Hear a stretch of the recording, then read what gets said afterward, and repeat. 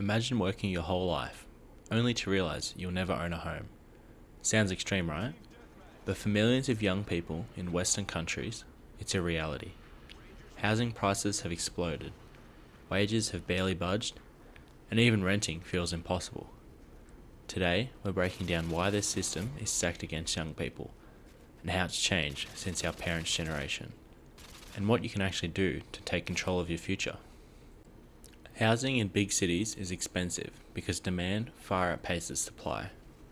Policies and financial systems have turned homes into investment assets, not just places to live. Building new homes takes time. Planning approvals, zoning, and infrastructure all slow things down. Labour and supply shortages push prices even higher. Population growth and immigration keep demand high. Urbanisation concentrates that demand in major cities.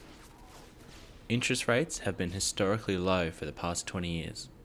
Cheap borrowing let people afford bigger mortgages, which push prices up even further.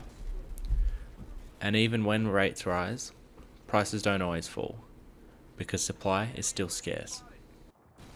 Housing isn't just shelter anymore, it's a wealth building tool.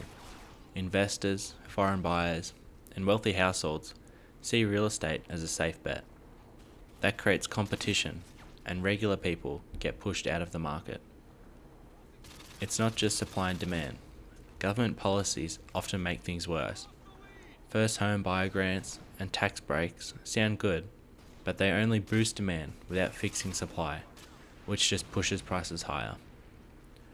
Older homeowners benefit most from rising property values, so politicians have little incentive to introduce policies that could lower prices. On top of that, corporate landlords and investment firms are buying up entire blocks of housing, turning homes into assets controlled by institutions rather than families. Back in the 80s and 90s, house prices were often just 2 to 3 times the average income. Today, that's closer to 7 to 10 times, especially in major cities. For our parents, one income could cover a mortgage. Now, you often need 2 high-paying incomes just to get your foot in the door. Wages grew faster back then, and job security was stronger.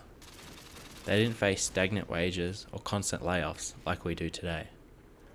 It wasn't just the houses. Education was cheaper. Many graduates entered adulthood without crushing student debt. Jobs were more stable, which made banks more comfortable lending. Today, contract and gig work are more common. So even if you earn enough, lenders see your income as unstable. Culturally, there's a big difference too. When our parents struggled, the system supported them. Today, young people are mocked with jokes like "stop buying avocado toast" instead of being taken seriously. Renting isn't much better.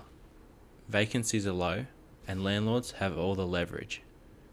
Renters compete by offering higher rent or paying months of rent up front. Young people are often overlooked in favour of tenants with more rental history or higher incomes. In Melbourne, inspection lines can be 100 people long. I've seen friends who have both good jobs struggle for months trying to secure a rental in an affordable area. Rent also eats up more of your income. The old rule was 30% of what you earn would go to rent. Now it's closer to 40 to 50%.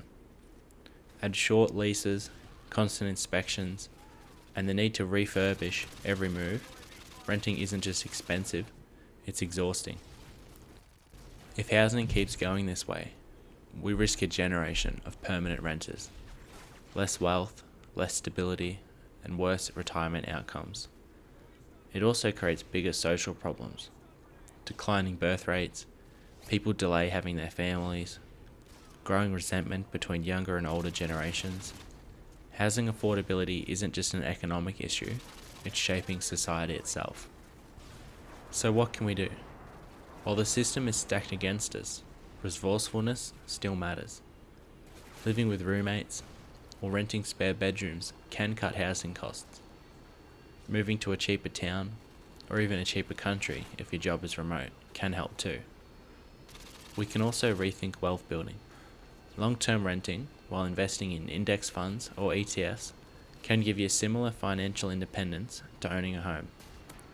Some people are experimenting with co-ownership, buying with friends or family or community groups, and while it seems out of reach, policy reform could actually make a difference. Zoning changes, renter protections, and social housing expansion helps everyone. It's not just about adapting individually, pushing for systematic change matters too. Home ownership might not look like the classic family home with a backyard anymore. Smaller apartments, shared ownership with a partner, or buying later in life are all options.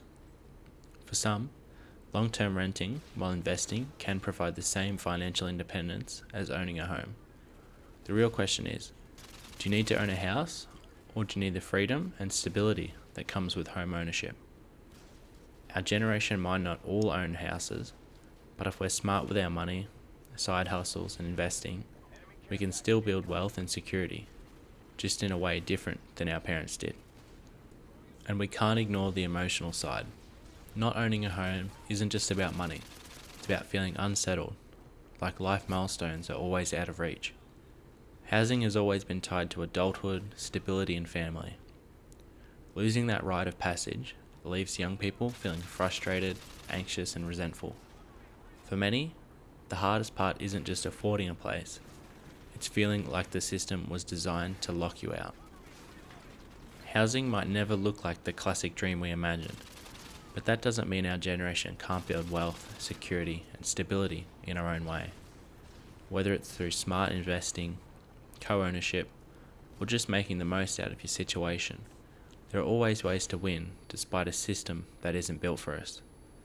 If this video helps you understand the housing crisis, hit subscribe, hit like, and let me know in the comments, what's your biggest challenge when it comes to housing?